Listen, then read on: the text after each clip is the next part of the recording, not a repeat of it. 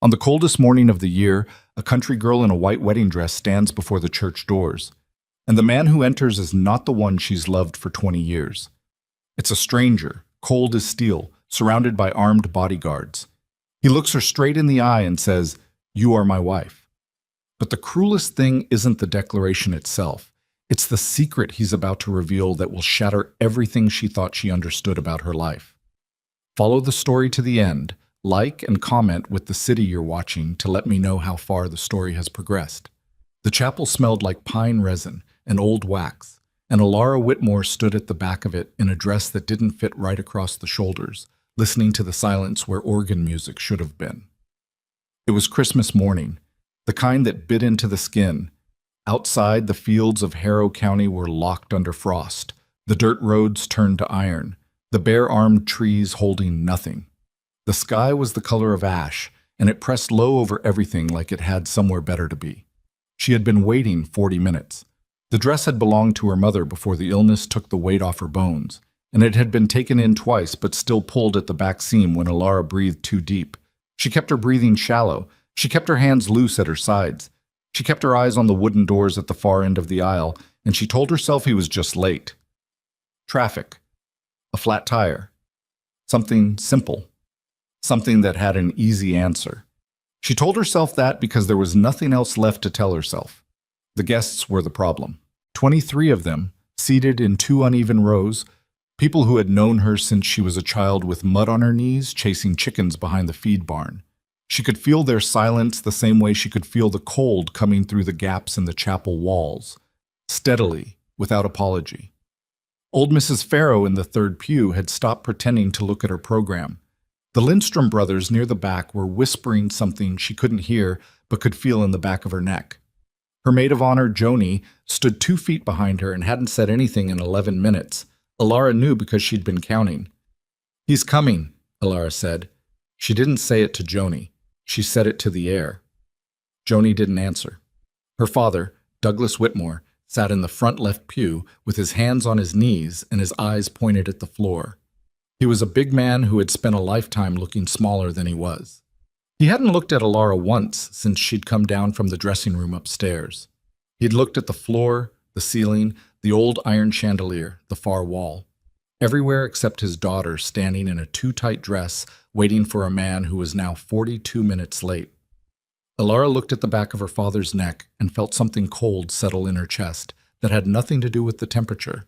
She almost walked to him, almost said, "Dad," almost asked the question she'd been building toward for the last 20 minutes. Instead, she turned back to the doors. They opened. The cold came in first, a full wall of it, pushing the candle flames sideways and scattering the paper programs off the ends of the pews. Then the sound, shoes on stone, multiple sets, measured and unhurried. The kind of footsteps that didn't rush because they didn't have to. Alara's breath caught. 4 men came through the doors in dark overcoats, spread 2 on each side, their eyes scanning the room with the flat efficiency of people who had been trained to assess spaces rather than appreciate them. They were not looking at her the way wedding guests look at a bride. They were looking at the exits. Then he came through. She didn't know his name yet. She would learn it in the next few minutes, and it would mean nothing to her except that she had heard it before, distantly, the way you hear a storm mentioned on a radio station you weren't paying attention to. But in the moment that he walked through those chapel doors, what she registered was simpler and more physical than a name. He was tall, broad across the chest, dressed in charcoal gray that cost more than the chapel had cost to build. His hair was dark and cut close. His jaw was the kind that didn't apologize. He walked like the ground owed him something. He was not Caleb Rowan. The room understood this before Alara did. She heard the sound of people shifting, of breath being pulled in and held. Someone, she thought it was Mrs. Farrow, made a small noise that wasn't quite a word. The man walked down the aisle, not toward a pew, not toward a seat, toward her. He stopped 4 feet away and looked at her with eyes that were the color of deep river water, gray with something darker underneath. And there was nothing in his expression that she could immediately read. He wasn't smiling. He wasn't apologizing. He was looking at her the way someone looks at something they have been waiting a long time to see, something they expected and still managed to be surprised by. "Miss Whitmore," he said. His voice was low, not soft, low, the kind that comes from somewhere considered. Alara stared at him. Her hands had stopped being loose at her sides. They had found each other and were pressing together at her waist, knuckles whitening. "Where is Caleb?" she said. Not a question the way she meant it to sound. It came out flat, almost declarative, the way words do when the lungs have stopped cooperating. "Caleb Rowan is not coming," the man said. The room was completely still. "He was never going to come," the man continued. "I'm sorry you were led to believe otherwise." Alara heard those words and felt them do something to her that she couldn't immediately categorize. Not sadness, not anger, yet. Something more like the sensation of standing on a dock that you thought was solid and feeling it shift beneath your feet. That half second of recalibration where the body is still confident, but the mind has already started to understand that confidence is going to be expensive. "Who are you?" she said. "Adrian Voss." She knew the name the way she'd said, distantly. She'd seen it in newspaper headlines that blurred together when you didn't have reason to pay attention. She had heard it spoken once by a man at a grain auction 3 years ago, the man telling someone else that Voss Industries had bought out the Northern Rail Corridor and 40,000 acres of processing land before anyone knew the deal was happening. She'd heard it the way you hear about weather in a country you've never been to. "I know your name," she said. "I asked who you are." Something shifted in his expression, almost imperceptible, a fraction of adjustment in the area around his eyes that could have been surprise or could have been something else. "I'm the person who is going to marry you," he said. The room exhaled. Someone actually said, "Oh." She didn't catch who. Her father's hands on his knees didn't move, and that stillness, that absolute deliberate stillness, planted itself in her chest and started to root. Alara took one slow breath. "No," she said. "You're not." She turned and walked, back past Joni, whose face had gone the particular white of someone trying not to have visible thoughts. Back past the front pews, past her father, who still didn't look up, past Mrs. Farrow, who had the program pressed against her mouth now like a bandage, down the side aisle toward the small side door that led to the vestibule. She heard footsteps behind her, not rushing, just continuing. The side door was locked. She rattled the handle twice before she understood it wasn't going to give, then turned and pressed her back against it, which meant she was facing him again. He had followed her down the side aisle and was standing now in the alcove light, his hands in his coat pockets, the 4 men fanned loosely near the main doors to cover the sight lines. "There are things I need to tell you," Adrian Voss said. "I don't want anything you have to tell me." "That's fine. I'll tell you anyway." Her jaw tightened. She wanted to say something that would cut through that composure, find the seam in it, pull. But she had nothing that sharp yet. She didn't know him well enough to know where he was hollow. "I am not property," she said. "I don't care what arrangement you think you have with my father. I don't care what you paid or what you're owed. I am standing in this dress because I thought I was marrying someone I have loved since I was 8 years old, and I will not." Her voice broke there. Just once, just a fraction, and she hated the fraction. "I know," he said. "You don't know anything about me." I know more than you think." He paused. "And I'm not here because of an arrangement with your father. Your father arranged something else entirely. Something I interrupted." She looked at him. "Your father and the Bennett family reached an agreement 6 weeks ago," Adrian said. "You were going to be transferred into a financial compact with their eldest son, Marcus Bennett, in exchange for the erasure of your family's agricultural debt. Caleb Rowan was never your intended groom. He was a placeholder, a story your father told you because he needed you to show up to a chapel on Christmas morning without resistance." The cold in her chest had weight now. "You're lying," she said. "I'm not." "Why would my father, Mum—" "Because he owed $48,000 on the property, and the Bennett family offered relief in exchange for something Douglas Whitmore didn't think he was giving away." He said it plainly. No softening, no theater, just the sentence. He thought you would accept it once it was done. He may have been right, under different circumstances. Alara stood against the locked door and felt the dress pull at her shoulders when she breathed, and she thought about her father's hands on his knees, pressed flat, not moving, not looking up. And she thought about Caleb, about the years of Caleb, the winter he'd found her on the road after the attack, the years after, the way he'd smile when he caught her watching him, the way she'd built so much of her interior life around the assumption of him. She stopped thinking about it because continuing would take her somewhere she couldn't afford to go right now. "What do you want?" she said. "I want to explain something to you." He stepped back slightly, giving her room that she hadn't asked for but took anyway, shoulders dropping half an inch from her ears. "I want to explain who you are to me and why I am here, and why this isn't what it looks like. After that, if you want to walk out of this building, I won't stop you." "I'll walk out regardless." "Probably," he said, "but I'd like you to know first." She said nothing. That was the closest she was going to get to permission, and he seemed to understand it. 17 years ago, he said, I was 11 years old, and I was alone in a way that I don't think you'd recognize. My father had left. My mother was unavailable, in the way that people who are present can still be entirely absent. He stopped, started again. I was on a road outside a town I don't think either of us would recognize now. It was winter. I had been walking for a long time, and I was in bad shape, and I sat down at the edge of someone's field because I didn't think I could keep going. Alara's hands had unclenched somewhere in the last minute. She wasn't sure when. "A girl came out of the house by the field," he said. "She was maybe 9 or 10. She didn't ask me questions. She didn't go inside to get an adult. She sat down next to me in the dirt, and she pulled a piece of bread out of her pocket, and she gave me half of it, and she sat there with me until I was ready to get up." Alara's throat tightened.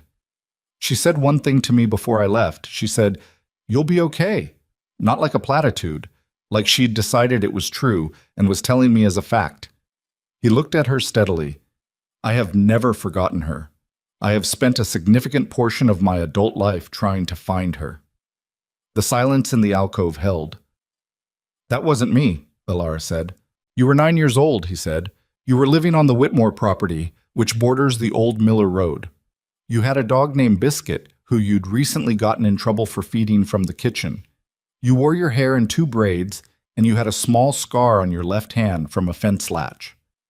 She looked at her left hand without meaning to. The scar was still there.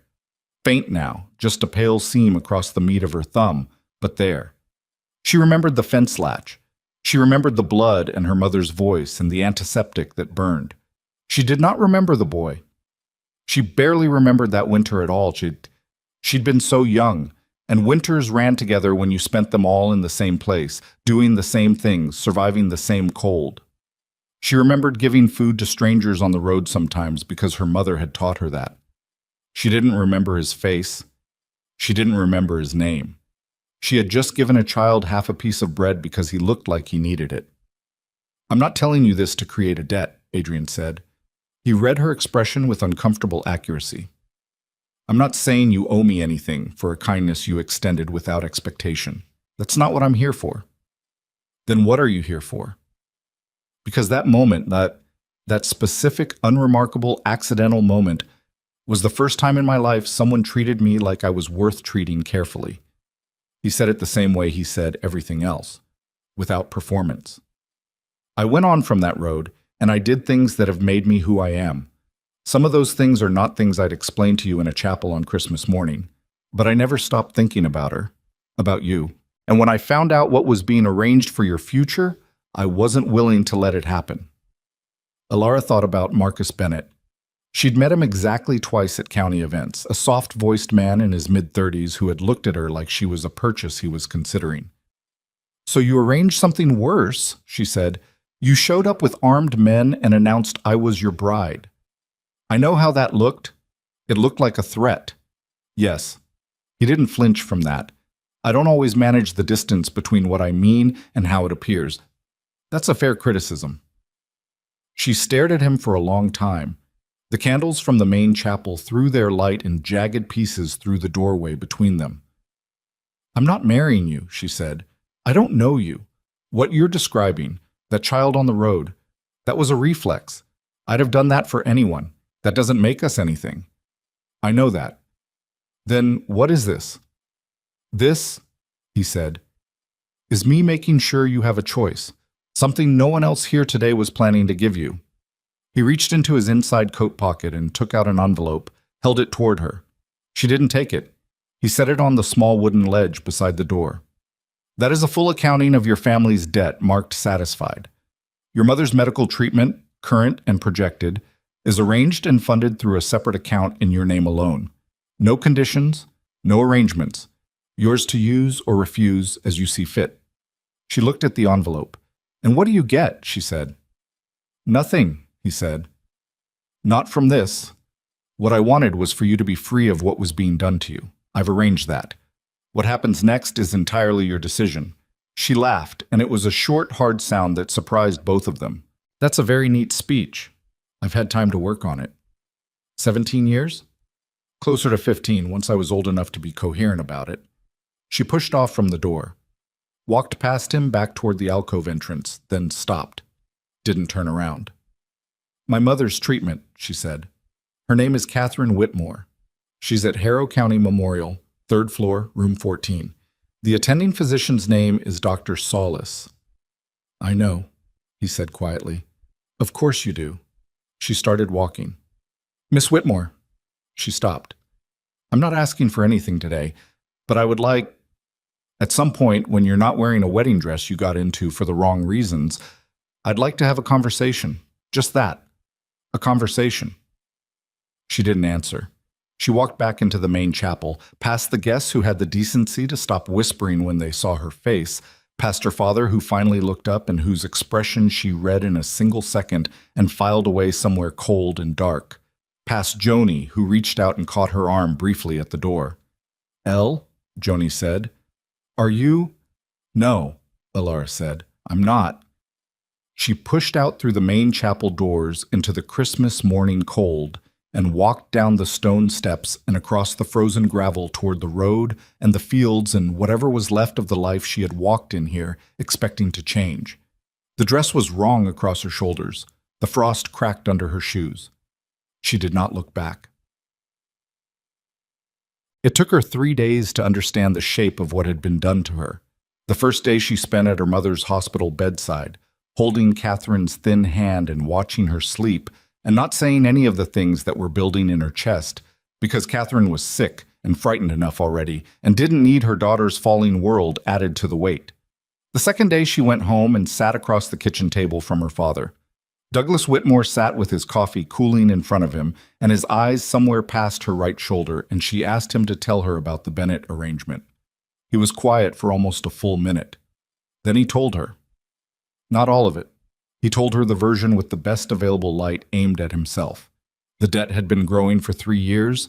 The bank had stopped extending grace. The Bennetts had made an offer that would save the property, and he had believed, he said this carefully, the way you put weight on ice you're not sure about. He had believed she would come to accept it. Marcus Bennett was a reasonable man. The Bennetts had standing. It wasn't, where was Caleb in this? Alara said. Her father picked up the coffee cup, set it back down without drinking. Dad? Caleb knew, Douglas said. The kitchen was very quiet. He knew about the Bennett arrangement, her father said. We'd had a conversation with him. He agreed to delay things with you long enough for... He agreed, Alara said. He wasn't owed anything by this family, Alara. He made choices based on what was... How long, she said. Her father didn't answer. How long has Caleb known that there wasn't going to be a wedding? Douglas Whitmore looked at the table. Since October, he said. She thought about October. She thought about October in Caleb's hands, and the way he'd said her name, and the particular specific intimacy of believing someone is choosing you. She thought about all the space she had made inside herself for a future she had assembled brick by brick over 2 decades, and she felt something in that space shift and begin to collapse inward, slowly, the way a building goes when it's had its supports removed. She stood up from the table. She walked out of the kitchen without saying anything else, because there was nothing else to say that would accomplish what she needed accomplishing, and accomplishing nothing was not something she was willing to do. She went upstairs, changed into work clothes, went out to the barn and spent 4 hours doing physical labor until her shoulders ached and her hands were raw, and the animal smell of the hay and the cold and the animals was the only thing in her head. On the third day, Caleb came to the farm. She saw him from the upper barn window, walking up the drive in his good jacket, hands in his pockets, the walk she had memorized and attached meaning to that the walk had apparently never earned. She went down. She met him at the bottom of the drive. She stood in the mud between the barn and the house with hay dust still on her jacket, and she looked at him and waited. He started talking. She let him get through the first two sentences. Something about circumstances, something about pressure, something about how he'd wanted to tell her. And then she said, "How long did you know?" He stopped. "Caleb, how long?" Don't. She felt very calm, the kind of calm that isn't peaceful, that is in fact the absence of something that used to occupy space. "I don't want the version of this where you explain yourself. I want to know when you knew." He looked at her and his face did something complicated, and then he said, "March. March. March was 9 months ago. March was the night he'd taken her to dinner at the old roadhouse, and they'd talked until midnight about the future. March was the weekend they'd driven out to the lake and walked the perimeter of it in the cold, and she'd told him things about herself she didn't tell most people. "You're not going to say anything?" he asked. "I have nothing to say to you," she said. "Alara, I want you to leave the property," she said. "Right now, today. And I don't want you to come back."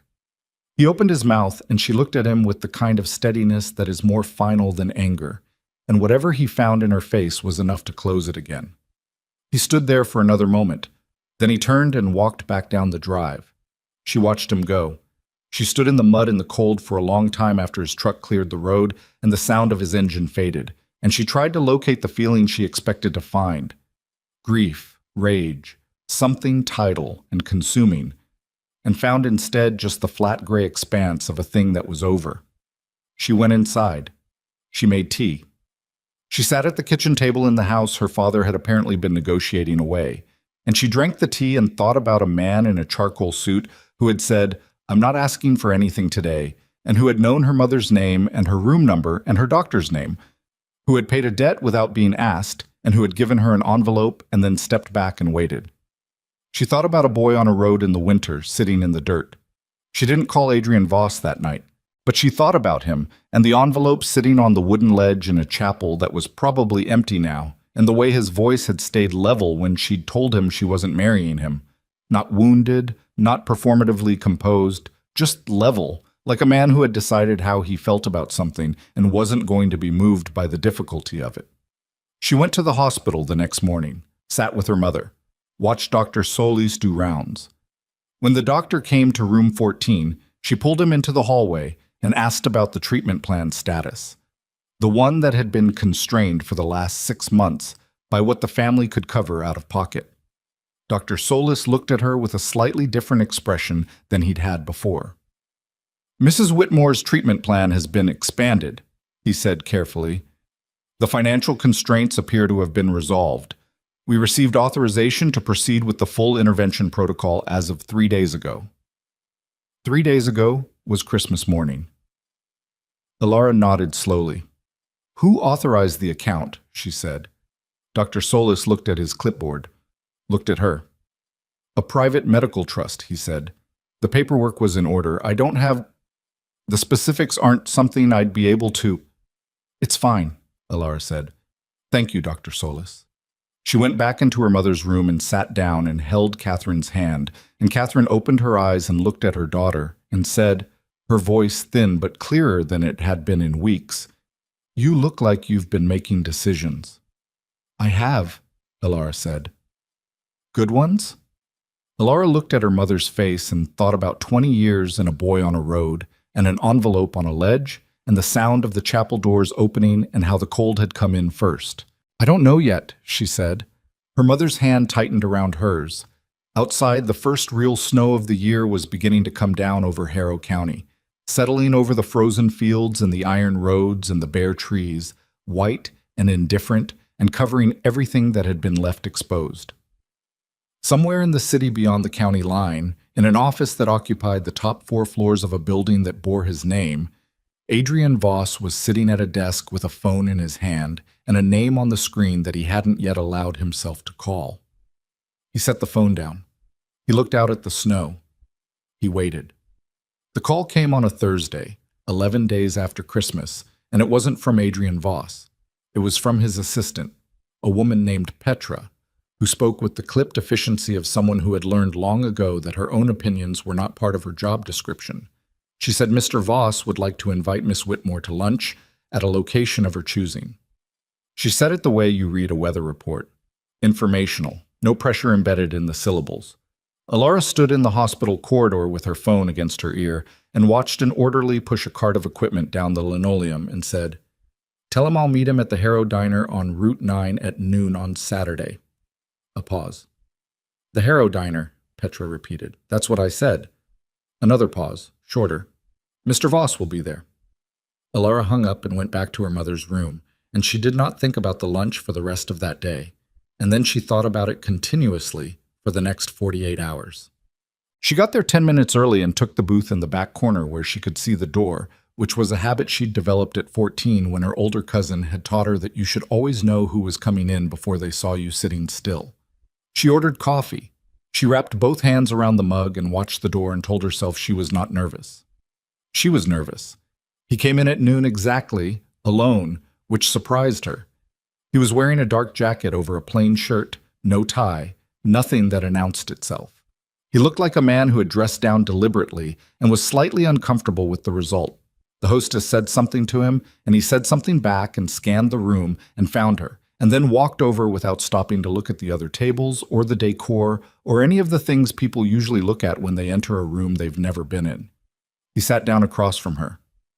"You picked well," he said, looking at the booth placement. "You can see the door from here." "Yes." Something in his expression. Not quite a smile. Recognition, maybe.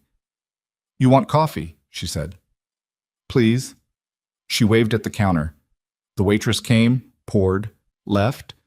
They sat with the coffee between them and the diner noise around them. The griddle, the low television, the couple 2 booths over having a conversation about a car. And Alara looked at Adrian Voss in the plain light of a Route 9 lunch counter and tried to see what she hadn't been able to see in the chapel. He looked tired. Not the theatrical tiredness of someone performing exhaustion, but the real kind, the kind that lives in the skin around the eyes and in the set of the shoulders.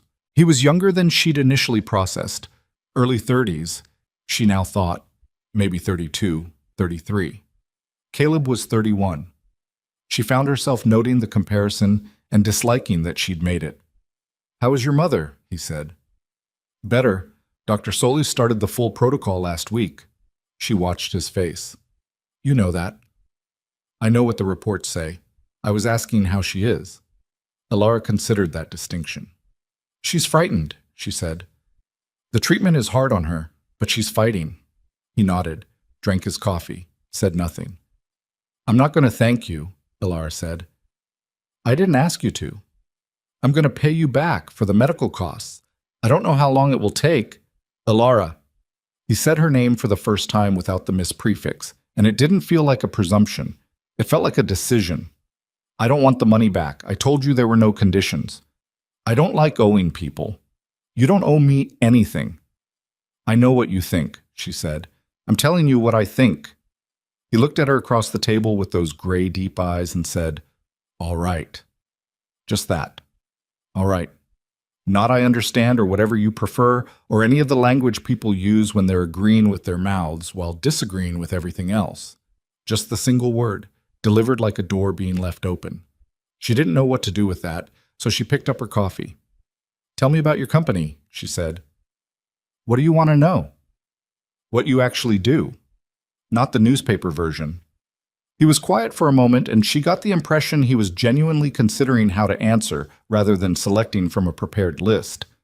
"We acquire things," he said. "Companies that are underperforming, infrastructure that's been neglected, markets that other people have written off. We stabilize them and then either rebuild them or move them into other structures where they function better." "That's still the newspaper version." He looked at her. "What does it cost?" she said. "The people who were in those companies, in that infrastructure. When you acquire something and stabilize it, What does it cost the people inside it? A long pause. Sometimes very little, he said. Sometimes more than I'd choose if I had every option. But you do it anyway. Yes? Because the alternative is worse. Usually. She turned her coffee cup in her hands. My father owed $48,000, she said, to a regional bank. It's not a number that should have ended with his daughter's future as collateral. No, Adrian said. It shouldn't. How did it get there? Bad years, poor decisions, pride that prevented him from asking for help until the options had narrowed considerably. He paused. That's not an excuse for what he chose. I know it isn't. She set the cup down. I went through the books last week, after Caleb left. My father never let me near the finances, which I should have questioned years ago, but I was busy with my mother and the farm work, and I let it go. She stopped. He'd been borrowing against the property since I was 16. The debt didn't come from 3 bad years. It came from 12. Adrian said nothing. 12 years of decisions I didn't know about, Ilara said, and the solution he landed on was me. She heard the flatness in her own voice and didn't try to correct it. I'm not telling you this because I want sympathy. I'm telling you because I want you to understand that when I said no in that chapel, it wasn't just about you. It was about everyone who had decided my future was a resource they were entitled to manage. I understand that, he said. Do you? I made the same mistake, he said, walking in there the way I did. I told myself I was offering a better option, and I was. But I delivered it like someone who was accustomed to making decisions for other people and expected them to be grateful. He held her gaze. That was wrong. I knew it was wrong while I was doing it, and I did it anyway because it was the method I know. She studied him. You're very direct. I find it's less expensive in the long run. Most people in your position aren't. Most people in my position don't have much practice being honest about their failures. I've had to develop the practice deliberately. He said it without self-congratulation, more like someone describing a physical therapy regimen. Necessary, uncomfortable, ongoing. The waitress came back. They ordered food neither of them was particularly focused on. The diner kept moving around them, ordinary Saturday noise, and Ilara thought about how strange it was to be sitting across from this particular person, in this particular vinyl booth with the smell of bacon grease in the air. What do you want from me? She said when the waitress had gone. Actually, not the version you told me in the chapel, which I'm not saying was false, but which I think was incomplete. He was quiet for long enough that she knew he was choosing to be honest rather than careful. I want to know you, he said. I've spent a long time with an idea of who you were. I'd like to find out if the person is anything like the idea. And if she's not, then I'll adjust. That's a very controlled answer. I'm a very controlled person, he said. It's one of my worst qualities. She almost smiled. Almost. She pulled it back and looked at the table. I'm not going to fall in love with you because you paid my mother's medical bills. I know that, and I'm not going to marry you. I'm not asking you to. I'm asking if I can see you again. She looked at him. Lunch, he said, or dinner, or a walk, if you prefer something with less forced proximity. You own buildings, she said, and companies, and apparently the Northern Rail Corridor. Yes. And you want to take walks. With you specifically, yes. The food came, they ate. The conversation shifted into smaller things. The farm, the county, the way winter moved through Harrow differently than through the city. And Ilara found herself talking more than she'd intended, and listening more carefully than she'd planned. And by the time she pushed her plate aside and looked at the check, she realized that an hour and 40 minutes had passed. She reached for the check. His hand got there first. Not grabbing, just arriving, settling over the paper with a certainty that didn't ask permission. I'm not a project you're funding, she said. I know, I'm paying for lunch. She looked at his hand on the check and then at his face, and then she let it go. Not because she'd surrendered the point, but because the point was small enough to release without damage. He paid. They stood. He held the door. Outside in the parking lot, the cold was cleaner than it had been inside, and their breath made visible shapes between them. Sunday, she said. There's a road along the east field of my property that runs down to the reservoir. I walk it in the mornings when the ground's hard enough. He looked at her. 7:30, she said. Don't bring anyone with you. My security, leave them at the road. He considered this with the expression of a man weighing a risk he had already decided to accept. 7:30, he said. She walked to her truck. She didn't look back, but she heard him standing there for a moment before the sound of his footsteps moved away, and something about that, the moment of stillness before he moved, settled in her chest in a way she didn't immediately categorize. The walks became a habit, not a romance. Not yet. And Alara was careful with the word yet, careful even in the privacy of her own thinking, where there was no one to be careful for. But they walked, Sunday mornings first, then Tuesday evenings when the light lasted long enough, then occasionally a phone call in the late afternoon when she was done with the hospital and he was done with whatever it was that occupied a man who owned the Northern Rail corridor. He talked differently on the phone than in person, less considered, slightly less controlled. She found that she liked the phone version in some ways more. There was a roughness at the edges of it, a place where the management slipped and something less curated came through. He laughed exactly twice in the first 2 weeks of phone calls, both times at things she'd said that she hadn't intended as funny, and both times the sound surprised her. Genuine, short, slightly undefended. She told herself she was gathering information. She told herself she was being practical. She told herself that a woman whose entire framework for love had been built on a fiction of 20 years had a responsibility to move slowly and with full consciousness of her own susceptibility. She told herself these things every morning and every evening and several times in the middle of the night when she lay in her childhood bedroom listening to the farmhouse settle in the cold. She did not call Caleb. He called twice, left voicemails she deleted without listening to. He came by the property once, and she saw his truck from the upstairs window and stood there without moving until it drove away. Her father watched all of this from a careful distance. He worked.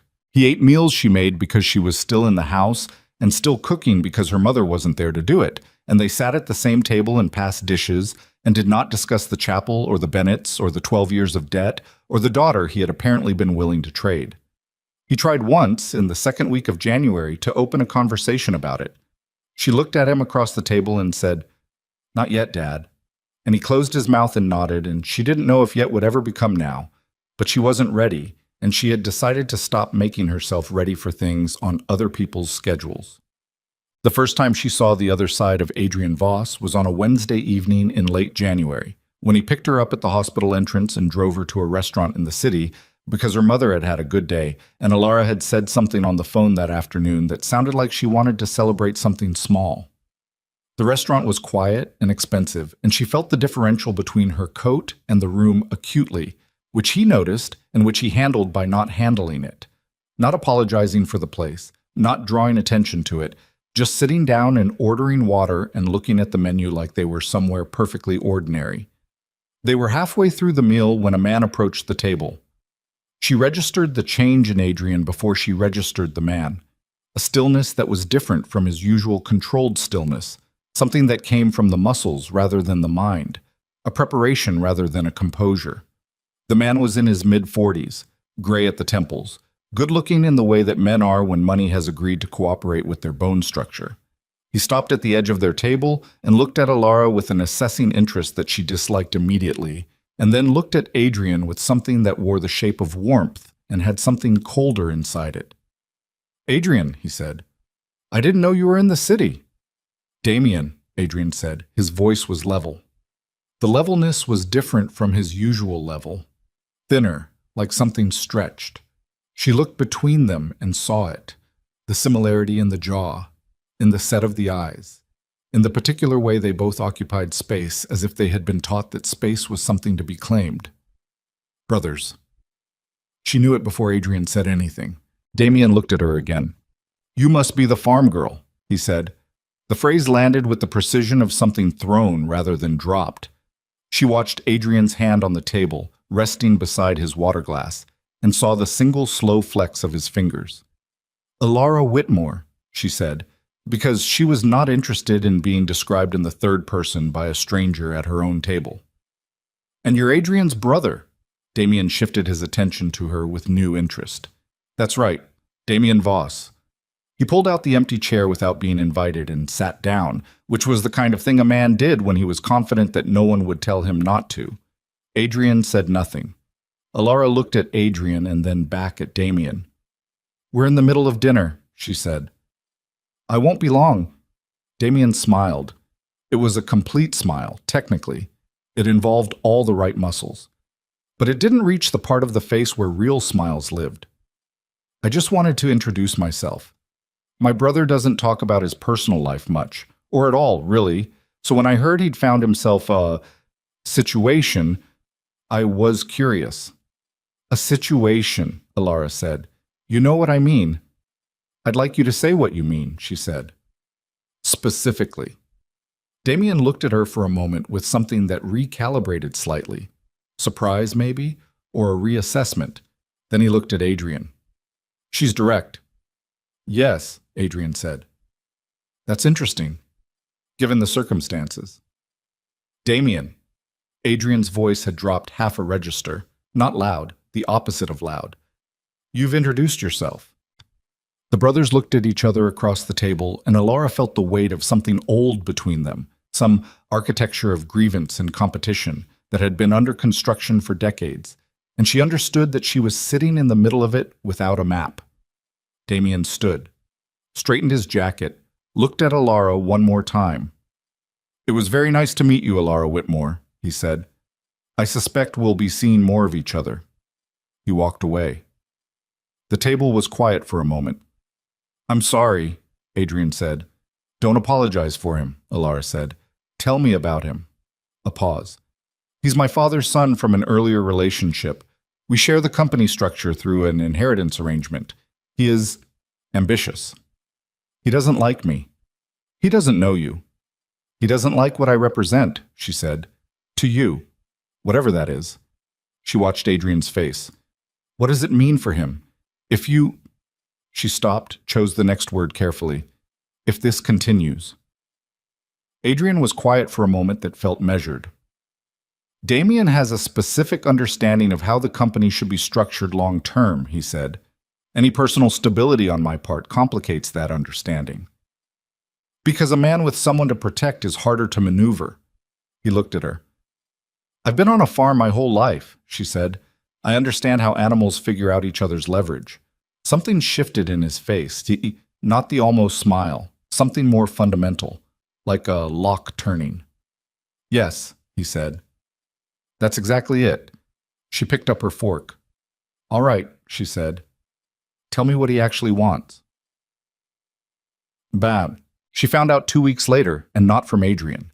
She was at the county records office on a Thursday morning, working through the property documentation her father had finally agreed to let her review, when her phone lit up with a number she didn't know. She almost didn't answer it. She answered it because she had developed, in the past month, a reflex for not looking away from things she didn't recognize. "Miss Whitmore." The voice was a woman's. "Careful. My name is not important, but I think there are things you should know about the man you've been spending time with." Alara stood in the records office corridor and said, "Who gave you this number?" "That's also not important. What's important is that if you won't tell me who you are or how you got my number," Alara said, "then this conversation is already over." A pause. "Damien Voss's office," the woman said, and she sounded like someone who had just thrown something they couldn't take back. I work for him, and I'm calling because what he's planning isn't right, and I have a daughter, and I can't—" She stopped, steadied. "He has a file on you. He's been building it since Christmas. Your family's debt history, your mother's medical records, the farm property valuation. He's planning to use it." Alara's hand tightened on the phone. "Use it how?" she said. "He's going to take it to Adrian.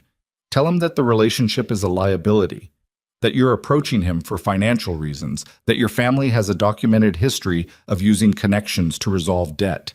He's going to make it look like you're—" The woman hesitated. "Like you're working an angle." The records office was very quiet around her. The woman behind the counter was filing something with mechanical patience. "He wants Adrian to end it," Alara said. "He wants Adrian to end it and then question everything that came before it. Make him doubt his own judgment about you. If Adrian starts doubting himself, The woman paused. Then Damien can move on the Eastern Sector acquisition. He needs Adrian distracted and second-guessing. You're the distraction. Ilara stood very still. Why are you telling me this? She said. Because I've worked for that family for 11 years, the woman said, and I watched his father do this to 3 different people, and I'm tired of it. The line went dead. Ilara stood in the corridor for a full minute, not moving. Then she put the phone in her pocket and walked back to the records table and sat down and spread the property documents in front of her and stared at them without reading them for a very long time. She thought about Damien at the restaurant table, the farm girl, the smile that didn't reach the right place. I suspect we'll be seeing more of each other. She thought about Adrian's hand flexing once beside his water glass. She thought about what it meant that someone had been building a file on her since Christmas, since before she had made any decision, before the walks, before the phone calls, before the diner on Route 9, before she had chosen anything, which meant that Damien had understood the situation before she had. He had seen the trajectory of his brother's interest and had begun his preparations while she was still standing in a too-tight dress in a cold chapel, refusing a man she didn't know. She should call Adrian. She understood this as a practical matter. She had information that was relevant to his situation, and the appropriate thing was to share it. She sat with her hands flat on the property documents and did not call him. Because underneath the practicality was something she was less comfortable with. The knowledge that Damien's plan would work on her if she let it. Not the deception. She didn't believe she was working an angle, and Adrian had more than enough intelligence to see through that version of the story.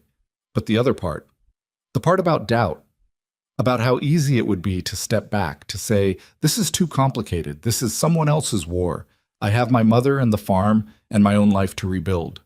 And how that retreat disguised as wisdom would be exactly what she'd been doing for the last 8 years, stepping back, making herself smaller, waiting. She gathered the documents, signed what needed signing, drove home. That evening, she called Adrian. I need to tell you something, she said when he answered, and I need you to listen without managing it. A beat. All right.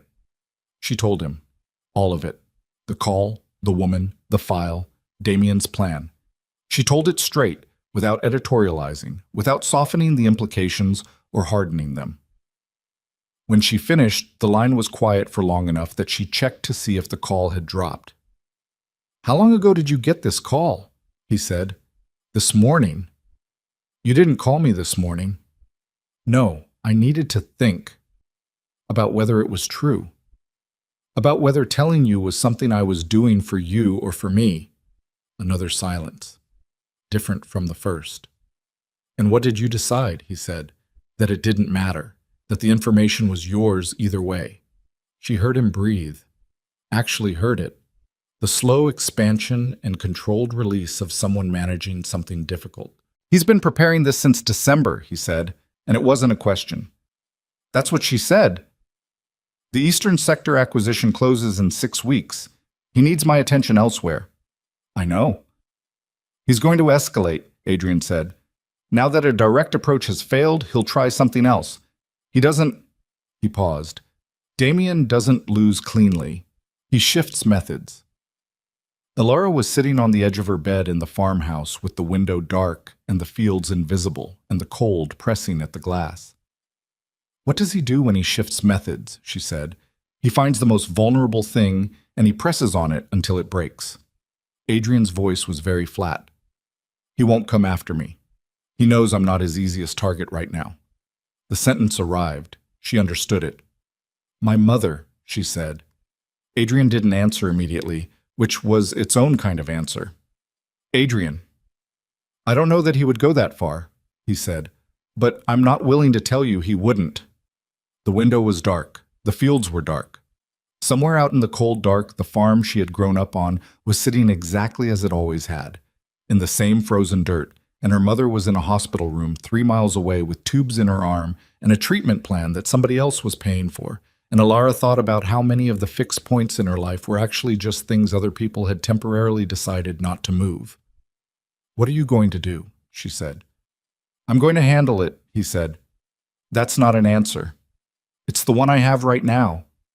Adrian? She heard the edge in her own voice.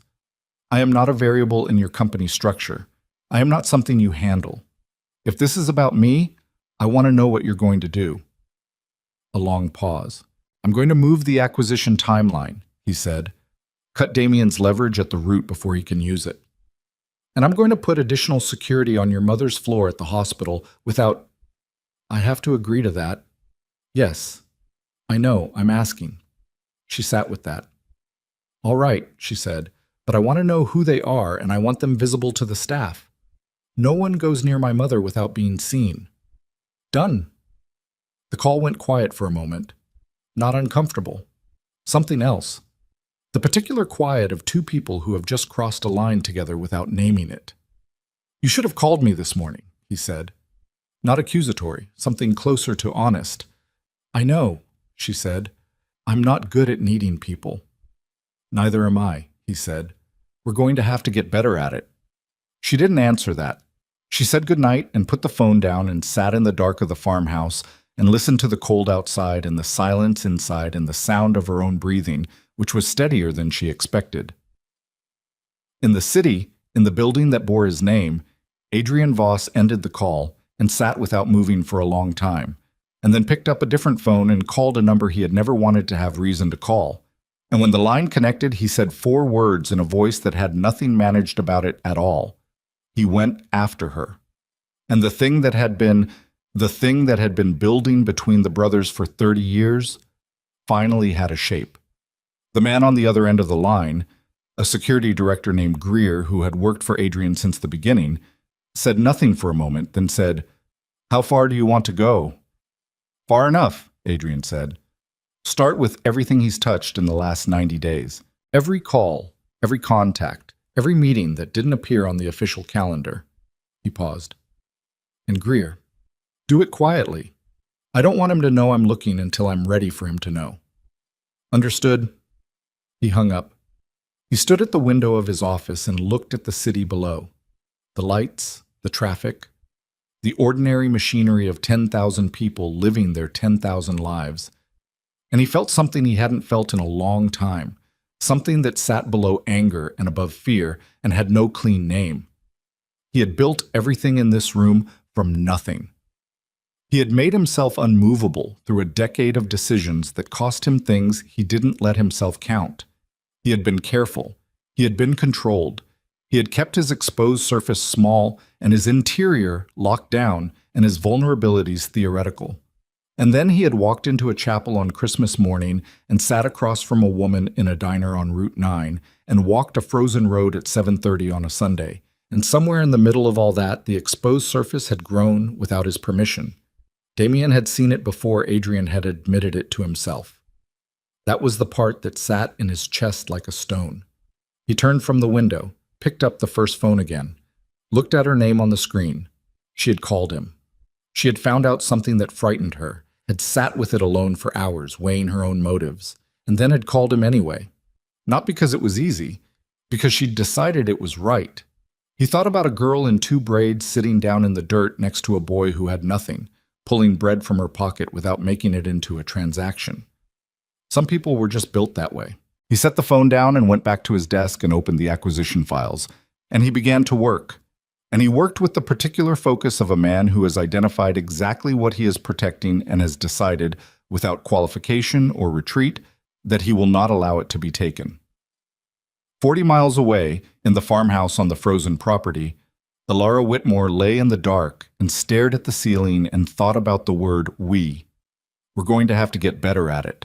And how it had arrived in her chest like something she hadn't known she was waiting for, and how that terrified her completely. She closed her eyes.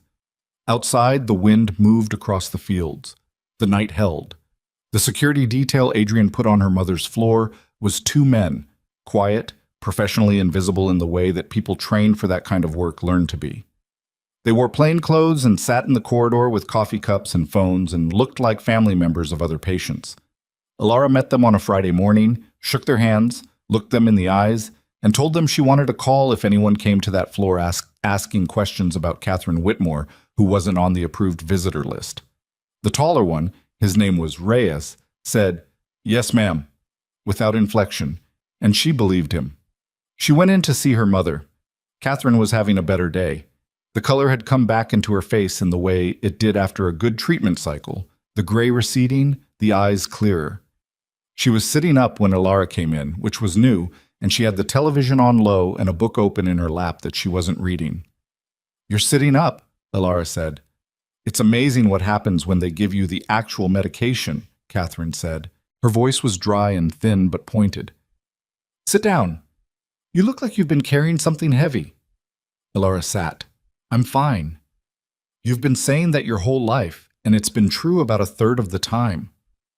Catherine studied her daughter with the particular accuracy of a woman who had spent 30 years watching this face. "Tell me about him." Ilara looked at the wall. "There's nothing to tell." "Ilara." "Mom." "I am lying in a hospital bed, and I am not getting any younger," Catherine said. "Tell me about the man who paid for this room." Ilara was quiet for a moment. Then she told her. Not everything. Not Damien, not the file, not the phone call in the records office corridor, but the shape of it.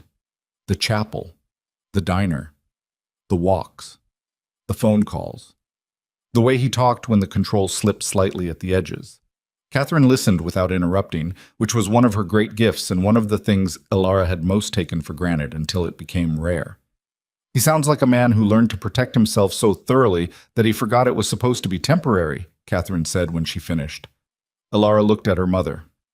"You do the same thing," Catherine said, not unkindly, just as a fact. "You always have, since you were small." She closed the book in her lap. "The difference is that you chose it. I don't think he did." Ilara said nothing. "Be careful," Catherine said, "but don't be so careful that you prevent the thing from happening." "What thing?" Catherine gave her a look that said she was being deliberately obtuse. Ilara decided not to pursue it. She drove home in the late afternoon light with the bare fields running past on either side of the road, and the sky doing its flat gray winter thing above everything. And she thought about what her mother had said, and she thought about Adrian's voice saying we're going to have to get better at it. And she thought about Damien Voss at the restaurant table, pulling out a chair without being invited, settling into it like he owned the geometry of the room. She almost missed the car parked outside the farmhouse. It wasn't a car she recognized. Dark blue, city plates, parked at an angle that suggested the driver hadn't been paying attention to anyone else's convenience. She pulled up alongside it and sat for a moment before getting out, scanning the property. The barn was closed. The front door of the house was shut. She didn't see her father's truck. She got out. The man was sitting on the porch steps. He stood up when she came around the car, and she recognized him in the way you recognize things you've been warned about, not from direct experience but from description, and from something instinctive that operated below description. He was about 35, neat, wearing a coat that had been expensive recently.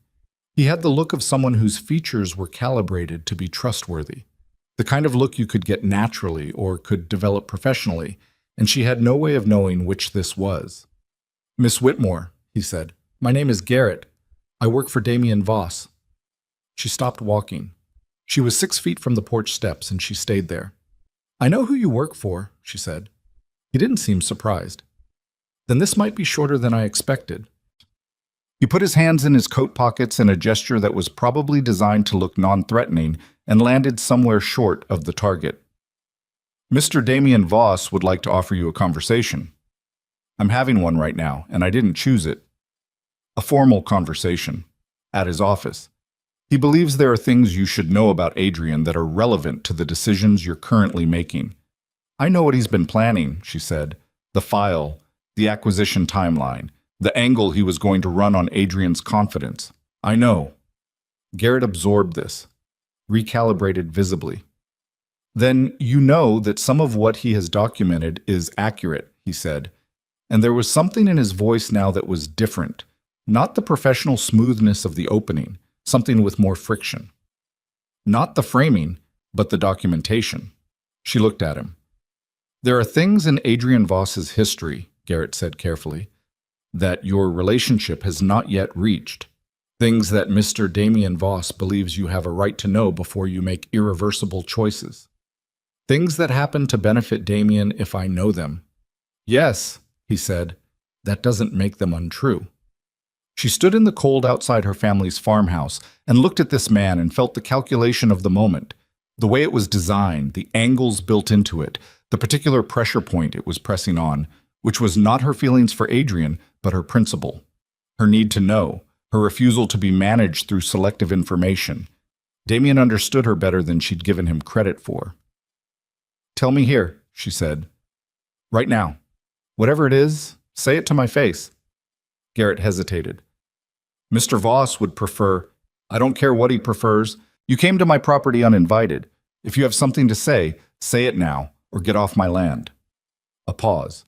Then Garrett reached into his inside coat pocket and removed an envelope, cream-colored, sealed, and held it out. "He said if you wouldn't come in, to give you this." She didn't move. "It's documentation," Garrett said, not a threat, copies of original records." He held it steady. "He said you'd want to verify independently, and that's fine, but he said, and I'm quoting him directly, that a woman smart enough to call Adrian's bluff in a chapel at gunpoint is smart enough to know that love built on incomplete information isn't love. It's a story someone told you." The sentence had weight. She hated that it had weight. She crossed the distance and took the envelope. Garrett nodded once. "He's available anytime," he said, and walked to the blue car and drove away. She stood on the frozen ground with the envelope in her hand and her breath making small clouds in the cold air. She looked at it for a long time. Then she went inside. She put the envelope on the kitchen table. She made coffee. She stood at the counter and drank half of it without tasting it, looking at the envelope from across the kitchen. Then she opened it. There were 6 pages inside. Photocopies, clean and legible. The first 2 pages were corporate filings, acquisition records from 4 years ago, a company called Meridian Agricultural Holdings. She read the company name and felt nothing. She read the subsidiary listing on the second page and felt the coffee cup become very heavy in her hand. Meridian Agricultural Holdings. Parent company, Voss Industries.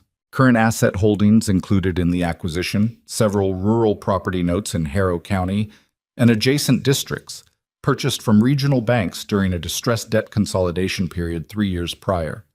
She set the pages down. She picked them up again. She read the asset listing a second time, slowly, the way you reread something when you understand the words individually but need time for them to assemble into meaning.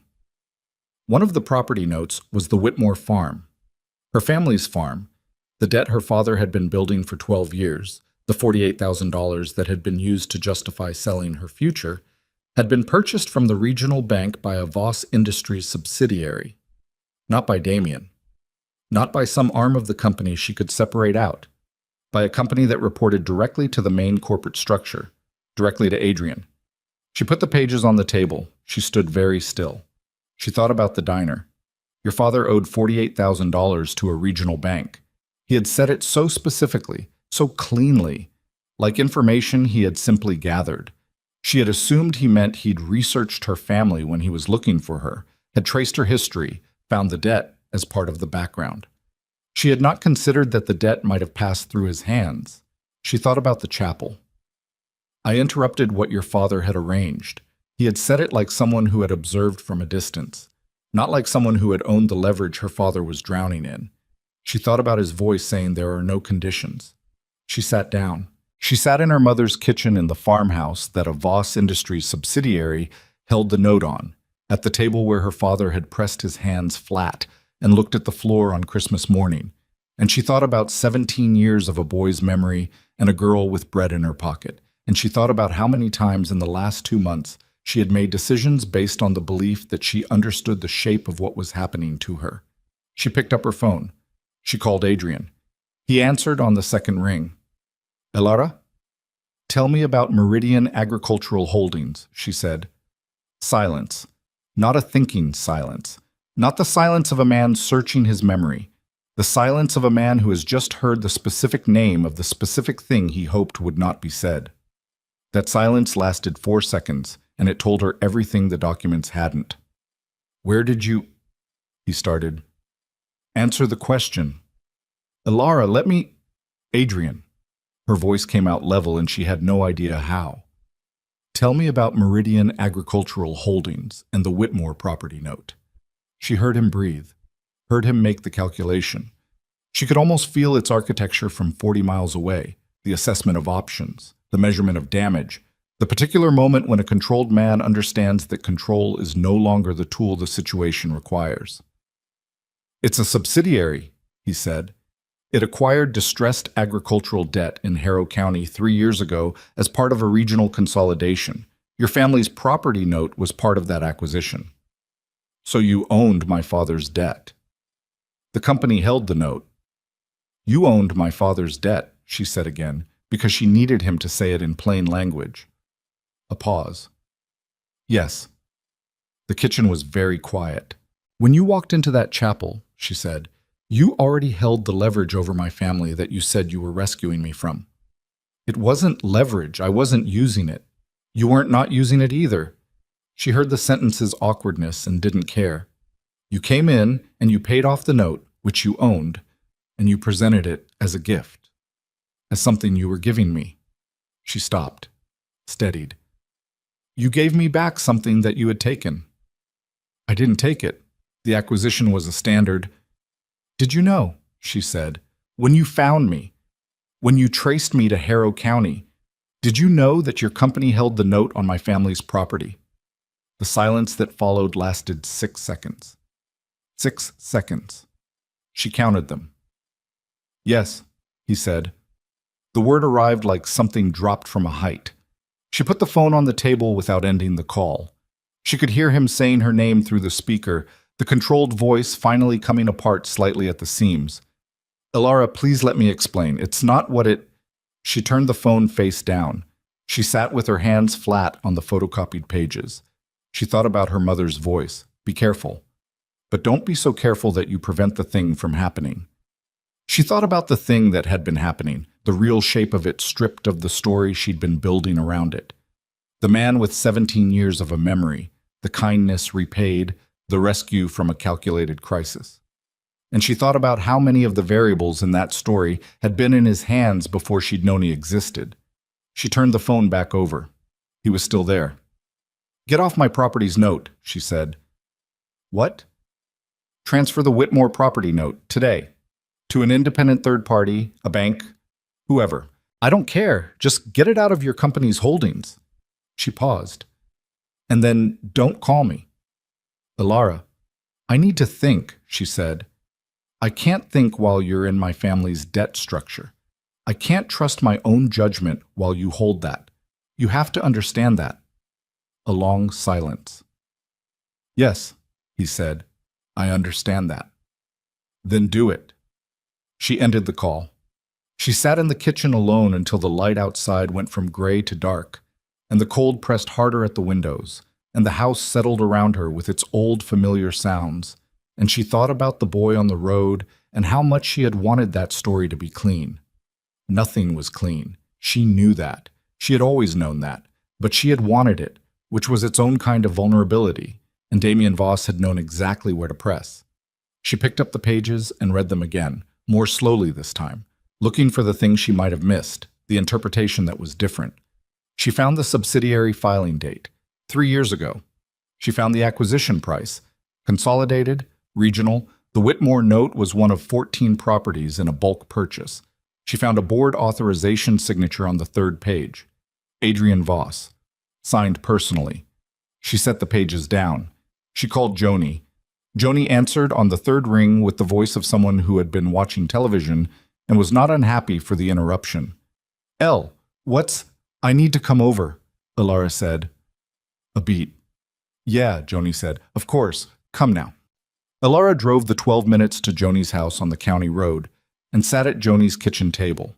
A different table, a smaller one, with mismatched chairs and a child's drawing stuck to the refrigerator, and told her everything while Joni made tea she hadn't asked for and set it in front of her without comment. Joni was quiet for a moment when she finished. Then, "Do you think he knew what it looked like when you found out?" "He knew exactly what it looked like," Ilara said.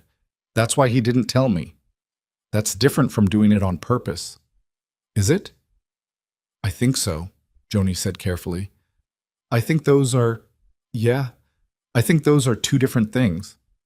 He had every piece of leverage over my family, Ilara said. The debt, the property, my mother's treatment, which he funded, through what? The same corporate structure. He walked into that chapel holding all of it, and he made himself the hero of the story. Or, Joni said, he fell in love with a girl when he was 11 and spent 15 years looking for her, and when he found her, he couldn't figure out how to separate what he felt from what he'd built, and he made a bad decision that he's going to have to spend a long time accounting for. She wrapped both hands around her mug. Those are not the same story. Ilara looked at her. I'm not saying he didn't wrong you, Joni said. I'm saying there are two ways to read it, and you're only reading one of them right now because you're sitting in the version that hurts. The tea was too hot to drink. Ilara held it anyway. I don't know how to trust my own feelings about him, she said. Came out quieter than she intended. That's the problem, not whether I believe him. Whether I can trust what I feel toward him when I know he had his hand on the scale. Joni nodded slowly. Yeah, she said. That's the real thing. They sat together in the small kitchen for a long time after that, the television murmuring from the other room, the tea cooling. Ilara drove home at 11. The farmhouse was dark. Her father had gone to bed, and she let herself in quietly and stood in the front hallway and listened to the building breathe. Her phone lit up. Not Adrian. Reyes, the security man from the hospital. She answered immediately. What is it? Miss Whitmore. His voice was completely neutral, which was its own kind of alarm. There was an incident at the hospital this evening. No one was harmed, but there was an attempt to access your mother's room during the shift change at 9 o'clock. We intercepted it. Her hand tightened on the phone. Who? A man identifying himself as a specialist physician. His credentials were forged. We have him detained and the local police have been called. A pause. Miss Whitmore, the man had a pharmaceutical kit. We're still determining what it contained. The hallway was very cold. Is my mother safe? She said. She is. She was not approached. She doesn't know anything happened. Ilara stood in the dark hallway of her family's house with her back against the wall and her eyes open and her heart doing something loud and irregular in her chest. She thought about Damien. She thought about Adrian's voice.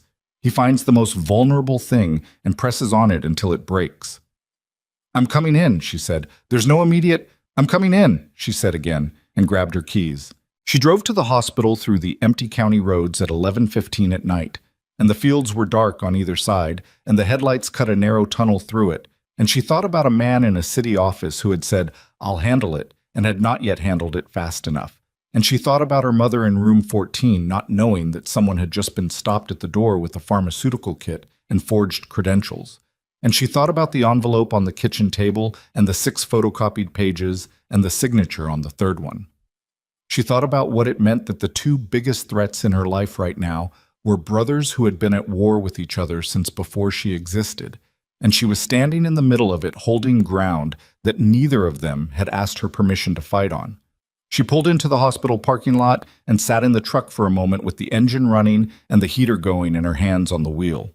She was done waiting for people to handle things. She had been waiting her whole life, for her father to be honest, for Caleb to be real, for her circumstances to improve, for someone to offer her a future she hadn't had to architect herself. She had waited in a chapel in a too-tight dress for a man who was never coming, and then she had waited in a farmhouse kitchen for the shape of the truth to become clear, and she was done. She turned off the engine.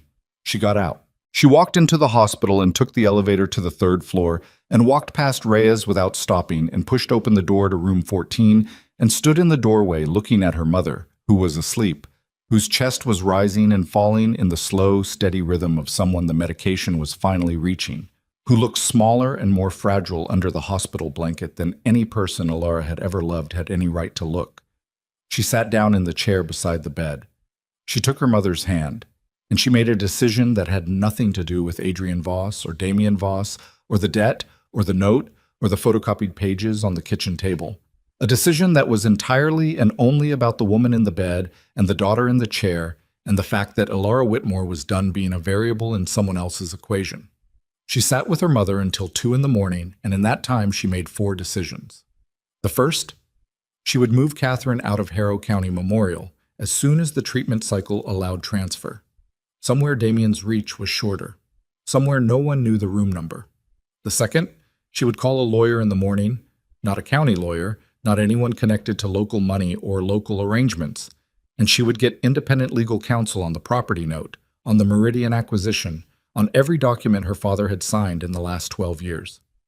The third, she would stop letting Adrian Voss manage the information she received about her own life, not because she had decided he was the enemy, but because she had decided she was no longer willing to be anyone's protected thing. Not his, not Damien's, not her father's. She would find the truth herself, on her own timeline, and she would decide what to do with it from ground that she had chosen and cleared herself. The fourth decision was the hardest and the simplest. She would go see Damien Voss, not because she trusted him. She trusted him the way you trust a weapon, by understanding exactly what it was built to do and never forgetting it for a second. But Damien had information that Adrian had chosen not to give her, and whatever his reasons for offering it, the information itself had been real. The documents had been real. The signature had been real. And if Damien had more, she wanted it. She wanted all of it, every piece of the picture that had been arranged around her without her knowledge. She was going to walk into that picture and look at every corner of it with her own eyes, and then she was going to decide. Not Adrian, not her father, not Joni's careful, generous reading of the situation. She was going to decide what it meant and what she did with it. She leaned forward and pressed her forehead briefly against her mother's hand, the papery warmth of it, the realness of it. Then she sat up straight. She took out her phone and opened her contacts and found the number Garrett had not left, but that she had noted from the incoming call log 2 weeks ago, when she'd been standing in the records office corridor and had written it down because she was the kind of person who wrote things down. She typed one message. "Tell your employer I'll come in. Tomorrow. 10 o'clock. He has 1 hour." She sent it. The room was quiet. The monitors beeped their slow, patient rhythm. Catherine breathed. Elara Whitmore sat in the chair with her back straight and her hands in her lap and her eyes open, and she waited for morning. Damien Voss kept offices on the 22nd floor of a building that was not the one bearing his brother's name, which told her something before she walked through the door. The lobby was all glass and pale stone, the kind of aesthetic that said serious money without saying anything else. And Garrett was waiting for her at the security desk at 9:58 with an expression that suggested he had not expected her to actually come. He recovered quickly. He signed her in, clipped a visitor badge to her coat without asking permission, and walked her to the elevator without small talk, which she appreciated. The 22nd floor was quieter than she expected. Fewer people. The kind of office where the staff had been selected for discretion over volume. She walked behind Garrett through a corridor lined with closed doors and felt the building's particular silence pressing in around her. Not peaceful, the other kind. The kind that meant people had been told to make themselves scarce. Damien was standing at the window when Garrett showed her into the corner office. He didn't turn immediately, a power gesture, transparent enough that she almost said so, and she let it run its course and stood in the middle of the room without sitting down. He turned. He was dressed better than the restaurant. Charcoal suit, no tie, the jacket buttoned. The kind of formal that was meant to say, "This is a serious conversation," while the missing tie said, "I'm being generous with my time." She read all of it and filed it and looked at his face instead. He looked like Adrian the way a copy looked like an original. Similar structure, similar economy of movement, but something in the calibration was off. Where Adrian's control came from somewhere internal, Damien's looked worn on top of something that moved underneath it. "Miss Whitmore," he said, "I didn't think you'd come." "I said I would." "People say things." He gestured toward the chair across from his desk. "Sit." "I'll stand," she said. "You said 1 hour. Start." Something shifted in his expression. A fraction of recalibration. The same thing Garrett had done on her porch. She was beginning to understand that the Voss operation ran on the assumption that people could be maneuvered and that the adjustment required when someone simply refused to move was not built deeply into the system. He sat behind his desk. She remained standing. He accepted this without further comment and opened a folder. 6 weeks ago, he said, Adrian accelerated the Eastern acquisition timeline, moved the close date up by 40 days. He slid a document across the desk toward her without getting up, leaving it at the near edge. She didn't move to take it. He continued. The Eastern acquisition involves a network of mid-market logistics companies that have been operating semi-independently for 8 years. The people who run those companies have relationships with Adrian, built over a decade. And those relationships are transferable. They go where he goes. I understand how loyalty works, she said. Then you understand why it matters that in the last 60 days, 3 of those relationships have been approached by a third party offering to acquire those same companies at above market rates. Before the close. Before Adrian could formalize the arrangements. He looked at her steadily. The third party used front companies. It took my team 4 weeks to trace them. To who? To a capital group with direct financial ties to 2 of Adrian's board members. He paused. Board members he appointed. People he trusted. She watched his face.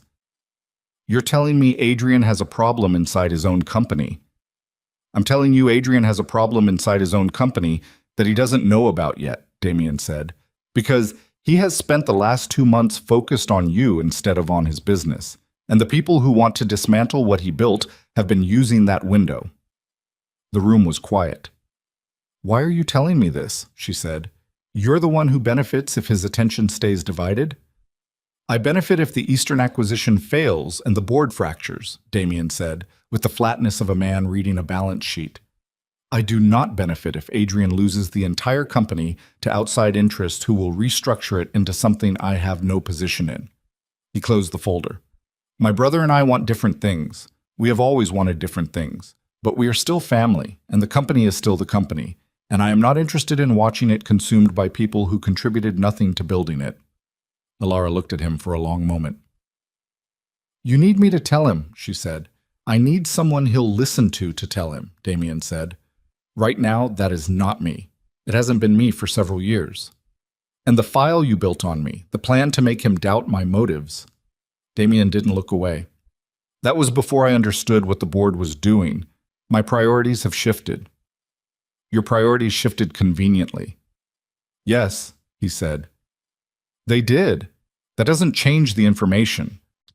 She stood in the middle of his office and felt the geometry of the situation, the way it had turned, the way Damien had turned with it, the way she was being handed a new role in a new version of the same story. She thought about how many times in the last 3 months a man had decided what part she should play and then offered it to her like a gift. Give me the documents, she said. They're all of them. The board members, the front companies, the acquisition approaches, everything your team found. I want the originals or certified copies, not summaries. She held his gaze. And I want the file you built on me. Every page. Today. His jaw tightened slightly. The file on you isn't relevant to... It's relevant to me, she said. Those are documents about my life assembled without my knowledge or consent. I want them. A silence. Then Damien opened a drawer and removed a second folder, thicker, tabbed, and set it on top of the first. The file, he said, and the board documentation. She crossed the room and picked them up. They were heavy in her hands. She didn't open them. One more thing, she said. He waited. The pharmaceutical kit, she said. The man at the hospital, was that you?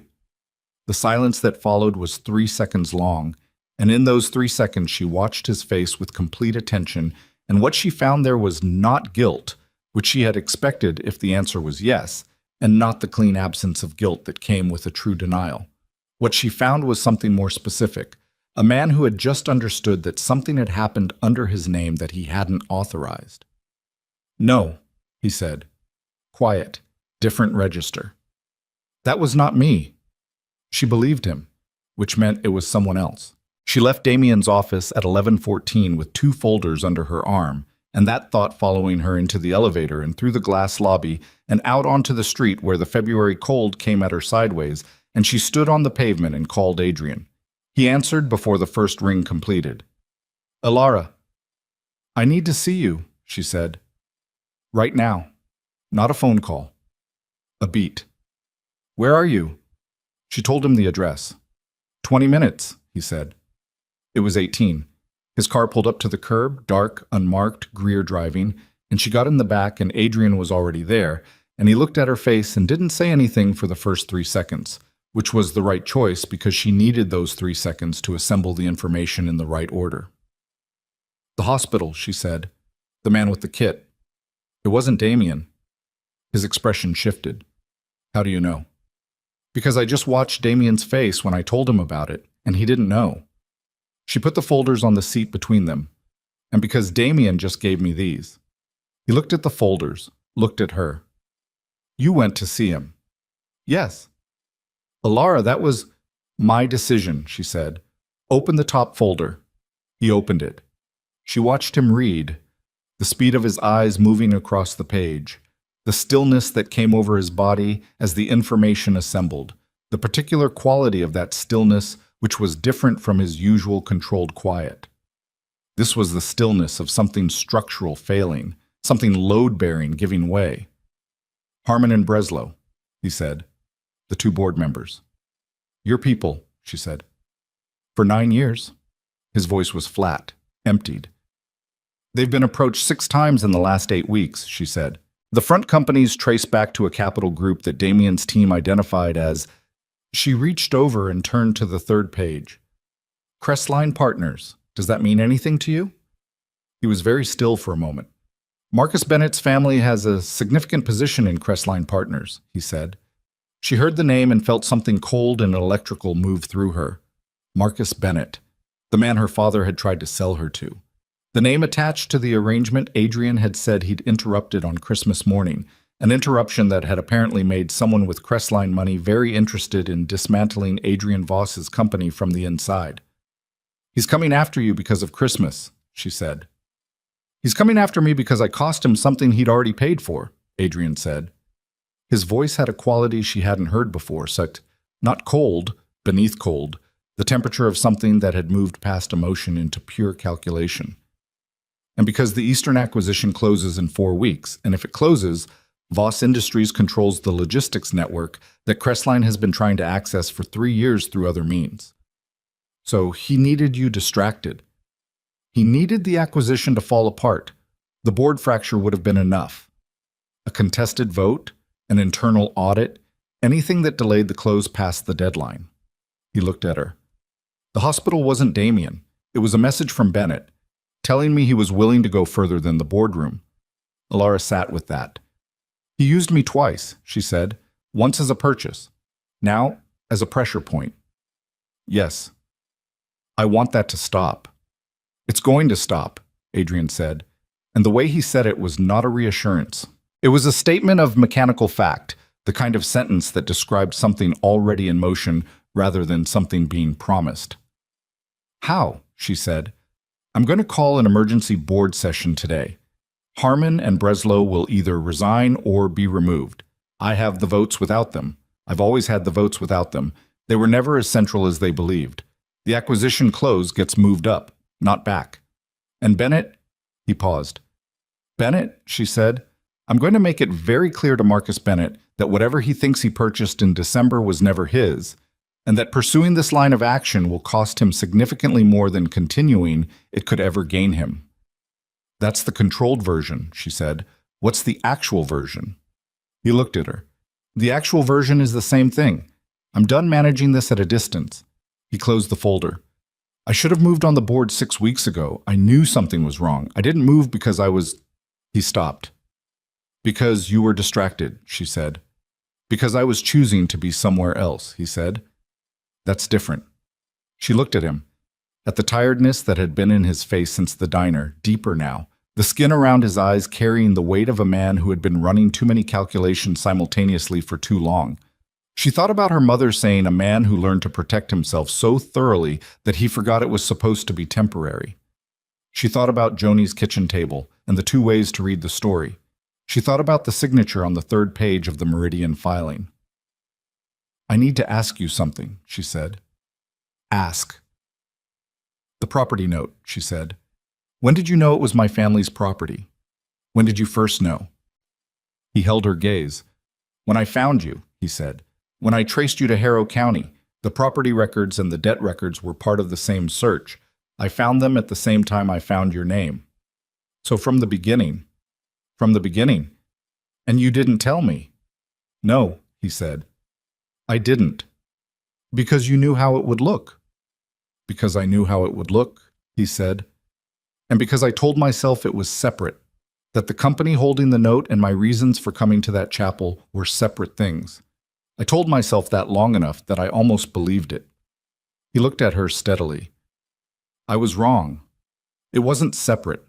I should have told you immediately, and I chose not to, and that was a failure, and I'm not going to construct a reason for it that makes it smaller than it is. The car had been parked on the street the whole time, engine running, Greer invisible and silent on the other side of the partition. Transfer the note, Elara said. It was transferred yesterday morning, he said. Independent Regional Bank, at face value, no conditions. Your family's debt is to an institution now, not to me. He paused. I should have done it the day I found you, not the day you found out. She nodded slowly. There's something else, she said. He waited. If Bennett is willing to put someone in my mother's hospital room with a pharmaceutical kit, she said, then this is no longer about boardrooms and acquisition timelines. This is about my family being in physical danger for something they have nothing to do with. I know. I'm not asking you to protect us, she said. I'm telling you that I'm going to protect us, and that if you have resources that can help me do that, I want them available, not directed by you, available to me. Something in his face opened slightly. Not surprise, something closer to recognition. Yes, he said, whatever you need. I also want access to Greer, she said, directly, not through you. A pause. Then he leaned forward and slid open the partition. Greer. Sir. This is Elara Whitmore. She has full access to your direct line. Anything she asks for goes through the same channel as anything I ask for. A beat from the front seat. Understood. She looked at Adrian. He looked at her. The city moved outside the windows. I haven't decided about us, she said. I know. The property note, the way you managed information, I'm not past that. I don't know if I get past it. I know that too. But right now there's a man who put someone near my mother's room, she said. And that takes priority over everything else. Yes, he said. It does. She picked up the folders. The board session, she said. When? This afternoon, 4 o'clock. I want to know what happens. I'll call you when it's done. She reached for the door handle. His hand came out and stopped just short of her arm. Not touching, just present, a gesture that asked rather than took. She looked at it, looked at him. I need you to be careful today, he said. Quiet, raw at the edge. Please. She looked at him for a long moment. I'm always careful, she said. She got out. The cold hit her immediately, and she stood on the pavement with the folders under her arm and watched the car pull into traffic, and then she turned and walked, because standing still was no longer something she was willing to do. She was 3 blocks away when her phone rang. Reyes. She answered. Miss Whitmore. His voice was different from the night before. Not the careful neutral of a professional delivering controlled information. Tighter, stripped. We have a situation. Your mother's room. Someone got through. The pavement was very hard under her feet. Is she alive? Elara said. Yes, but she's been taken. The city kept moving around her. Traffic, pedestrians, ordinary noise. And Elara stood in the middle of it and felt everything she had been managing, everything she had been holding in careful, ordered structure, come apart at once. And underneath it was something that was not grief and not rage, but a combination of both that ran hotter than either. Something that moved through her chest and down her arms and into her hands and made her hands into fists at her sides. She put the phone back to her ear. Where? She said. We're tracking the vehicle. Miss Whitmore, you need to let us... Where? She said again, and her voice had a quality in it now that made Reyes stop and recalibrate, the same way Garrett had, the same way Damien had, because it was the voice of someone who had finished being managed. Reyes gave her the last known location. She was already moving. The address Reyes gave her was a warehouse complex on the industrial edge of the city, 40 minutes from where she was standing on the pavement with the folders under her arm and the cold coming at her sideways. She called Adrian before she started moving. He picked up on the first ring. She said the address. She heard him repeat it to someone. Greer, she thought, and then heard the change in the background noise, the car accelerating. Don't go in alone, he said. Then get there fast, she said, and hung up. She took a cab because it was faster than finding her truck in the city, and she sat in the back with her hands flat on the folders in her lap, and she looked out the window at the city moving past, and she breathed, deliberately, counted the exhales. Not because she was calm, but because panic was not going to get her mother out of wherever Catherine was, and everything she did in the next hour needed to come from the part of her that was clear. She thought about what she knew. Bennett had Catherine. Not Damien. She had looked at Damien's face and believed him, and she still believed him. Bennett, whose family had a position in Crestline Partners, who had paid for a future that Adrian had interrupted, who had been running a quiet war on Adrian's company structure for 2 months and had now moved it out of the boardroom and into something that could not be walked back. She thought about that. About the movement from financial pressure to physical threat, what it meant about a man's calculation, that he had decided the leverage of an endangered woman was worth the exposure of a criminal act. That meant he was either desperate or he believed he was untouchable. And from what she'd seen of men like Marcus Bennett, it was probably both. The cab pulled off the highway onto a service road that ran between 2 long blocks of industrial buildings, corrugated metal and loading docks, and the smell of diesel and cold concrete. She paid, got out, walked. Reyes was waiting at the corner of the 3rd building. 2 other men were with him. She didn't know their names, had not met them, but they had the same quality of professional stillness that Reyes carried, and she accepted them as part of the equation. Vehicle is inside the east loading bay, Reyes said quietly. 2 men went in with her. We count at least 3 more inside from the heat signatures. He paused. Bennett's car is here. He came himself, she said. Yes. She thought about that. A man who came himself was either very confident or very frightened, and either way it meant he was present, which meant he could be talked to, which was what she intended to do. Adrian is 20 minutes out, she said. We should wait. My mother is in there, she said. Reyes looked at her. He was a practical man. She could see him running the actual numbers, the risk calculation, the comparison between waiting 20 minutes and the variable of what might happen inside in 20 minutes. She watched him arrive at the same place she already was. Side door on the north face, he said. It's unlocked. We found it that way, which means either it's an oversight or it's an invitation. Which do you think?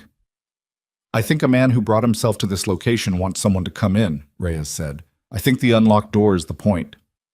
Then we don't use it, she said. Loading bay, main entrance. He looked at her.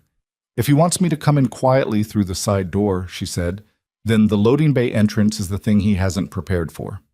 A pause. Then Reyes said, the bay door can be triggered from the external panel. It'll make noise. Yes, she said. It will. He almost smiled. Almost. Stay behind me until we're inside and I've cleared the sight lines, he said. After that I'll handle it, she said. He didn't argue. The loading bay door went up with a sound like thunder in the cold air, rolling metal and mechanical groan, and she walked through it behind Reyes with the other 2 men flanking wide, and the inside of the warehouse opened up around them, high ceiling, poor light, the smell of old machinery and dust and something chemical underneath it. She saw her mother immediately. Catherine was seated in a metal chair near the center of the space, her hands in her lap, her hospital blanket still around her shoulders because someone had taken her directly from the bed. She was upright. She was conscious. Her face when she saw Laura move through the door did something complicated. Relief and fear, and the particular expression of a mother who is afraid not for herself, but for the child coming toward her. Alara kept walking. That's far enough. The voice came from the right, and she turned without stopping and kept moving until Reyes's arm came out, not grabbing, just present.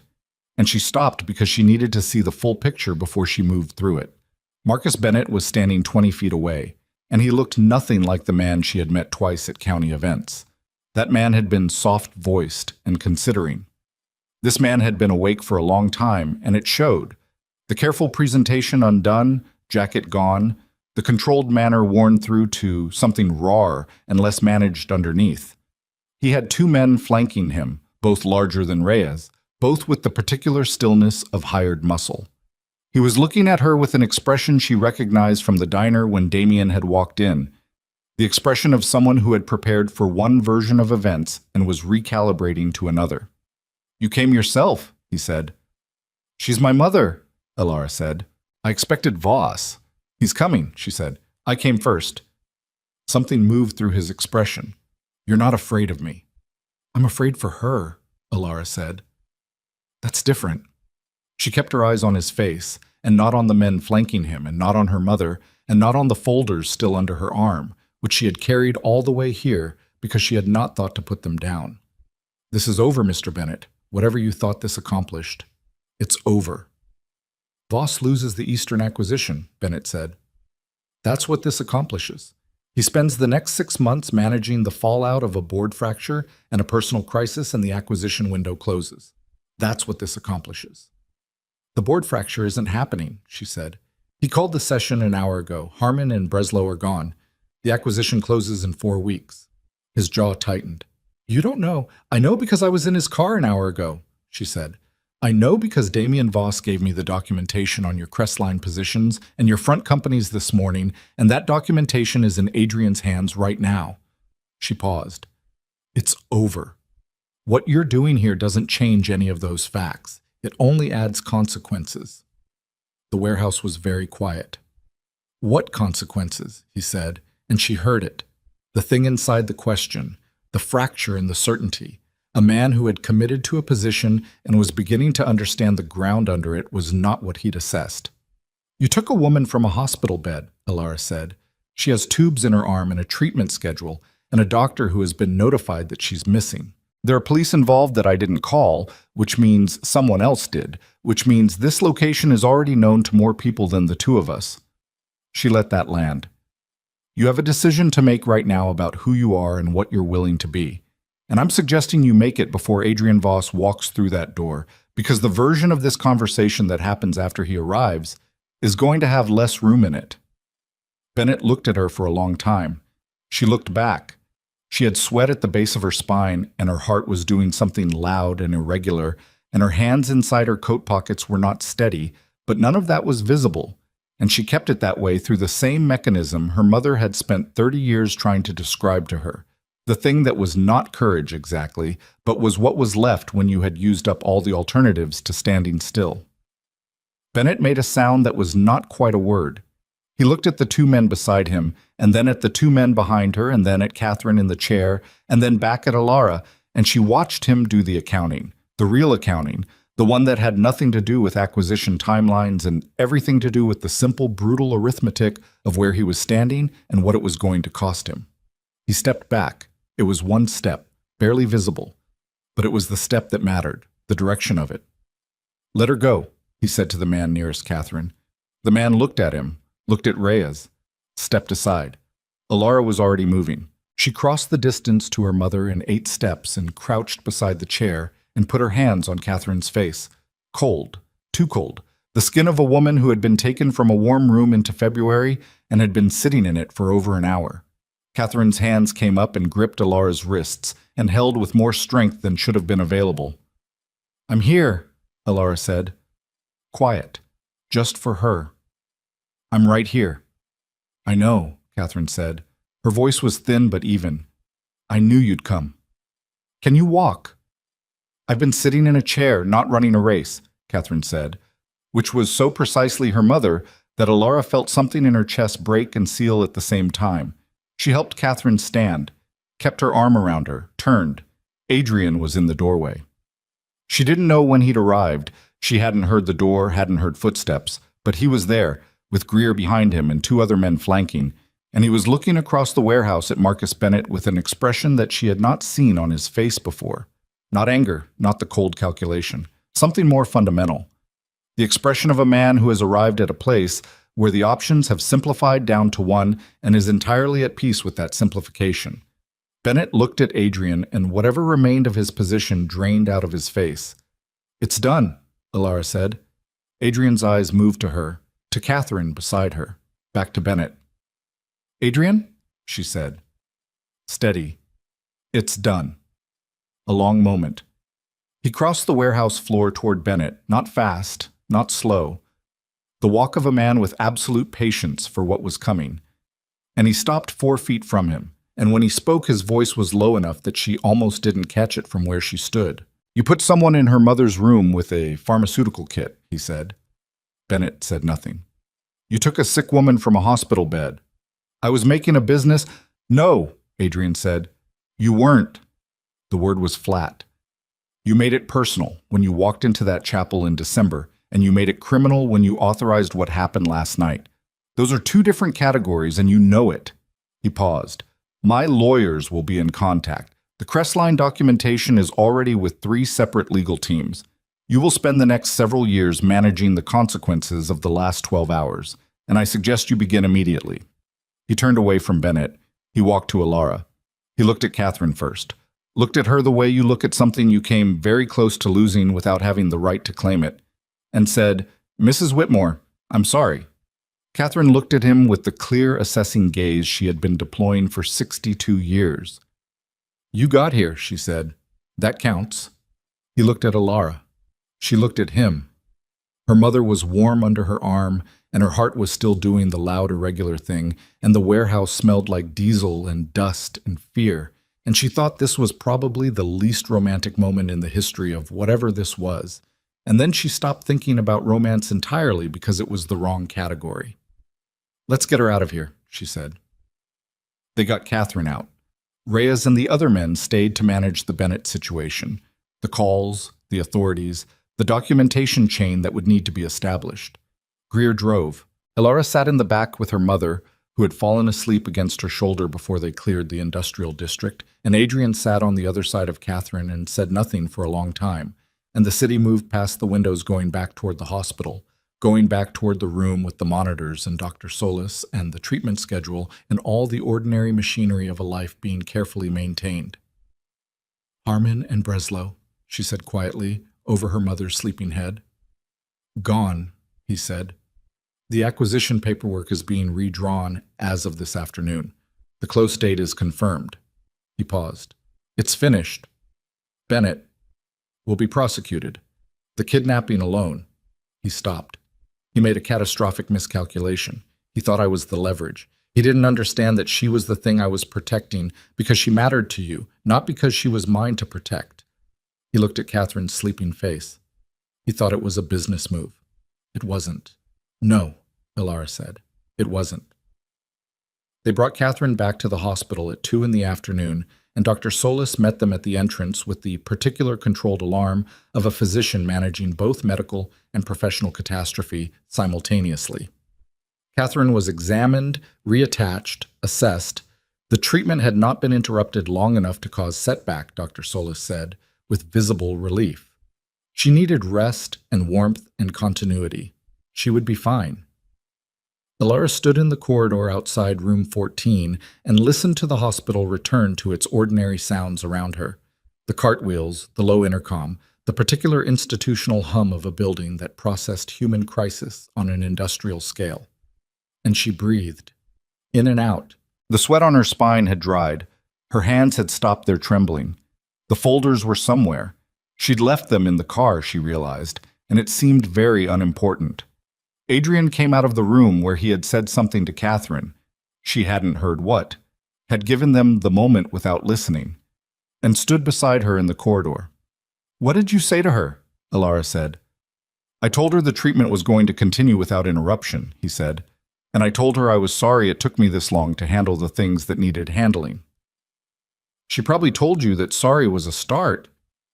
She told me that sorry was the beginning of a sentence, not the end of one, he said, which is the same thing but more precise. Alara almost smiled, did smile briefly at the wall. They stood together in the corridor for a while. The property note, she said. Transferred. Verified this morning. Your family's debt is to Harrow Regional Bank at standard terms. I have no position in it. She nodded. The farm, she said. My father. It's something only you can decide about, he said. I won't have an opinion on it. She looked at him. You have an opinion on everything. I have a boundary, he said. Your family is behind it. She considered that. It was the right answer, and the fact that it was the right answer was a particular kind of information. I need to talk to my father, she said, about all of it. The debt, the Bennett arrangement, Caleb. 12 years of things he chose not to tell me. She paused. I don't know what's on the other side of that conversation. No, Adrian said. You don't. I might lose him, she said. Not to death. To the truth. That's possible, he said, not softening it, just saying the plain thing. She was grateful for that, for the refusal to make it easier than it was. I need time, she said, after today, to work through what you didn't tell me. The note, the way you managed things from a distance before I knew you existed. I haven't decided where I land on that. I know, he said. You keep saying that. Because it keeps being true, he said. I'm not going to push.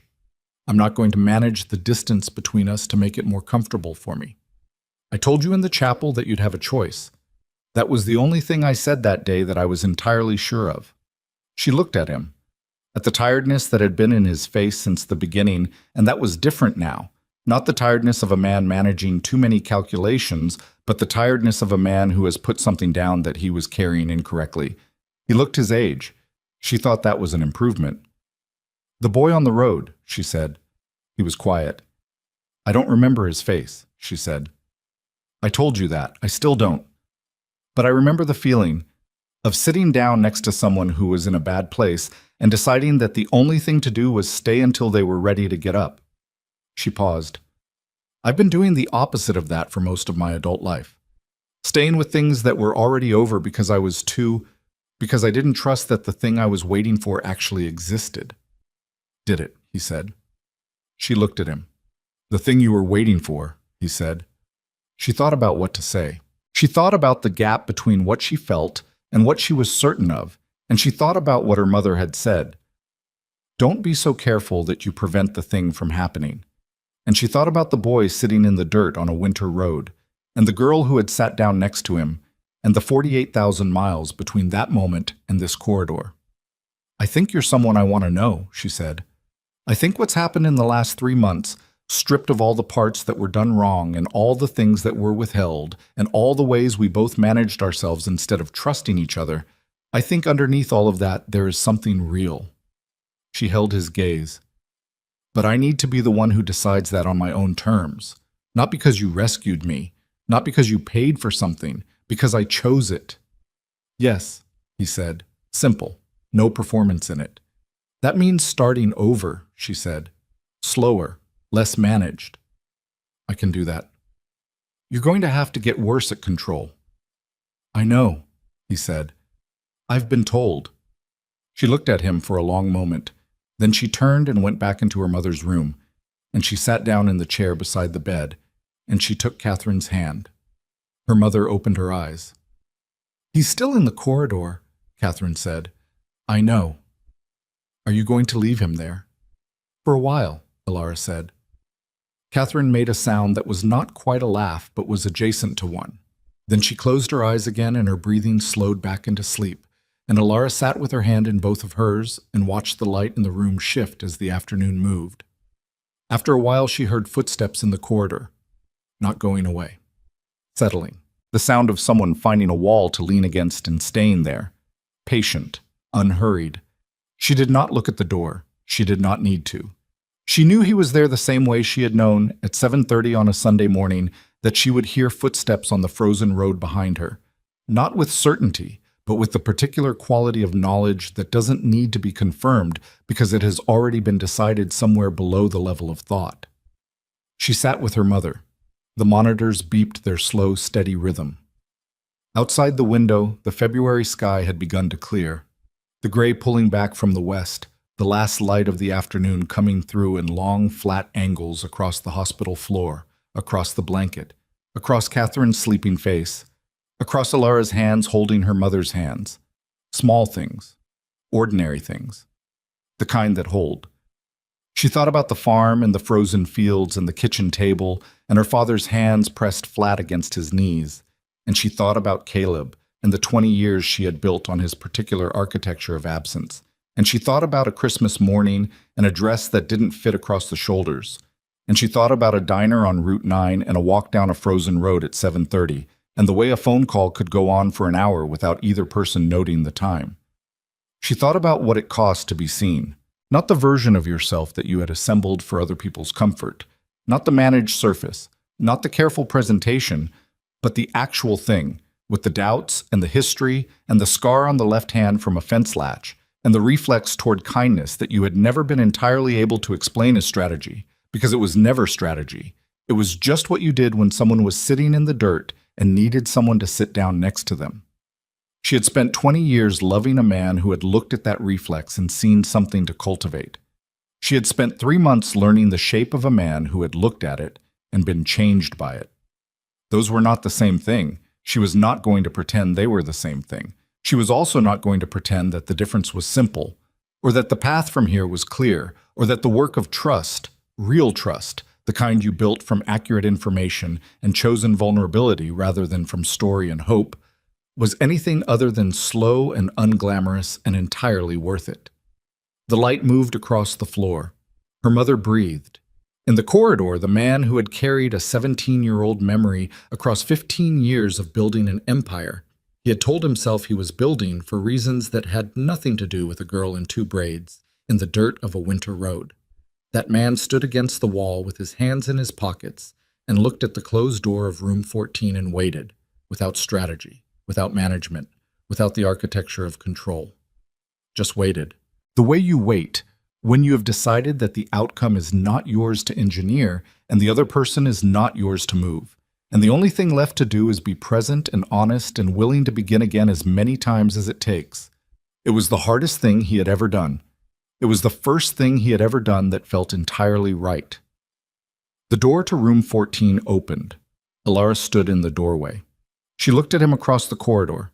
The distance between them, maybe 10 feet, maybe less. The particular distance of 2 people who have been through something that cannot be undone and are standing at the beginning of what comes after.